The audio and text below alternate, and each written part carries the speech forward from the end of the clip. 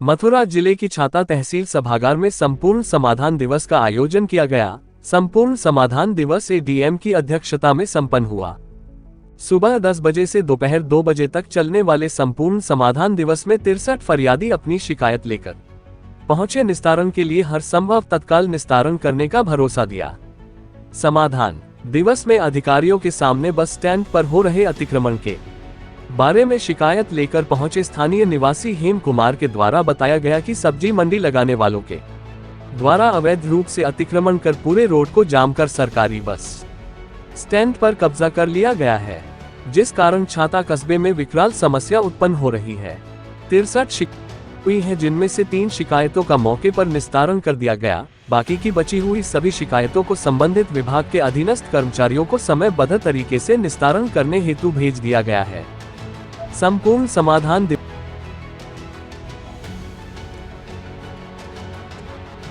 आज जो है हमारे यहाँ करीब 11 शिकायतें हमें समझ आई है। ज़्यादातर शिकायतें थाने चाहिए और 1-2 थाने अंदर की है, एक शिकायत जो है अलग।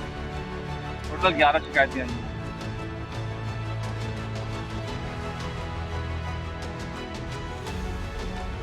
हाँ, मेरे संज्ञान में आया है कि छाता में जो है 2 दिन पहले जो है एक दुकान की शटर लगा के उनका जो उसमें हम लोगों ने अभियोग पंजीकृत कर लिया है और हम लोगों ने टीम बना दी है और सभी थानों को, जो हमारे सर्किल के अन्य थाने हैं, वहाँ भी हम लोगों ने जो है उनको सूचना दे दी है कि चोर घूम रहे हैं और इस पर हम लोगों का लगातार काम चल रहा है और हम उन चोरों को पकड़ के शीघ्र जो है गिरफ्तार करके जेल भेजेंगे।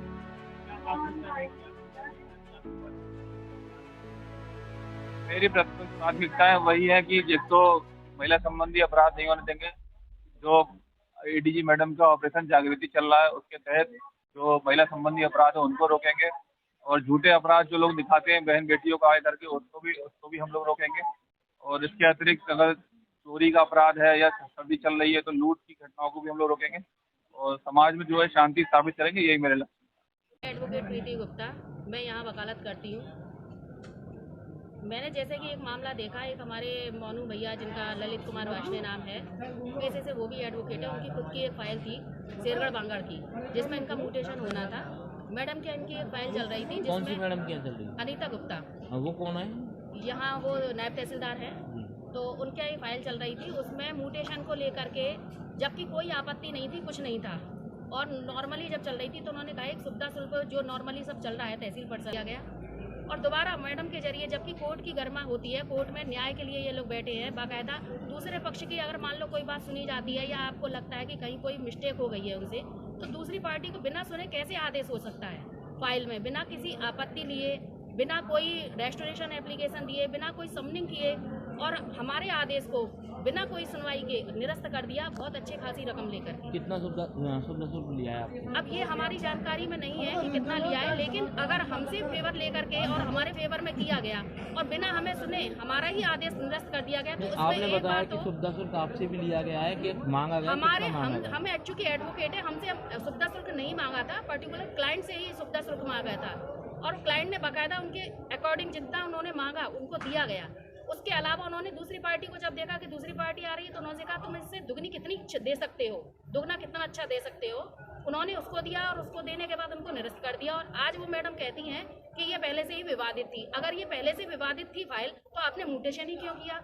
क्या आप ये नहीं जानती कि आप इस पैसे पे बैठी हैं या आप न्याय कर रही हैं? तो आप लोगों की जो मुकदमे हैं उसमें बाकायदा न्याय ही कर रही हैं या पैसे से खिलवाड़ कर रही हैं? इस संबंध में आपने कहीं अभी तहसील दिवस में किसी को शिकायती बयान दिया? इससे पूर्व भी हमने एसडीएम मैडम के यहाँ और सभी सीनियर अधिकारियों के यहाँ हमने पोस्ट कर दिए हैं। बाई हैंड हमने डीएम साहब के यहाँ, एसडीएम साहब के यहाँ भी हमने लेटर दिए हैं और वहाँ भी प्रोसीजर चल रहा है, लेकिन थोड़ा टाइम तो लगता ही है काम होने में। लेकिन आज यहाँ चूँकि तहसील दिवस था, एडीएम साहब आए हुए हैं, तो उनके सामने भी हमने अपनी समस्या का कहा है कि इस तरीके से अगर यहाँ न्याय होता रहेगा है कि उन लोगों को, उनको अनीता मैडम को बुला करके और जो लेखपाल हैं उनके लाखन सिंह, इन दोनों के साथ में ये घटना की गई है। दोनों ने मिली भगत से ये काम किया है। तो भ्रष्टाचारी बिल्कुल भ्रष्टाचारी लोगों पर लगाम लगेगी?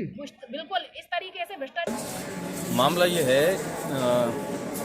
नायब तहसीलदार छाता श्रीमती अनीता गुप्ता जी, इन्होंने 10/10/2023 को हमारे फेवर में दाखिला खारिज किया था। इसके बाद में जो अपोजिट पार्टी थी उनसे साठ-गांठ करके और उन्होंने उस दाखिला खारिज को स्वयं ही निरस्त कर दिया, जबकि निरस्त करने का कोई आधार ही नहीं था। बताएं सर, ये सब्जी मंडी के बारे में आप यहाँ पर एक शिकायती परामर्श प्राप्त हुआ है? ये संज्ञान में अभी थोड़ी देर पहले ही आया है। इसके लिए संबंधित जो ईओ हैं और थाने हैं, इन दोनों को सम्मिलित हो, परेशानी न हो।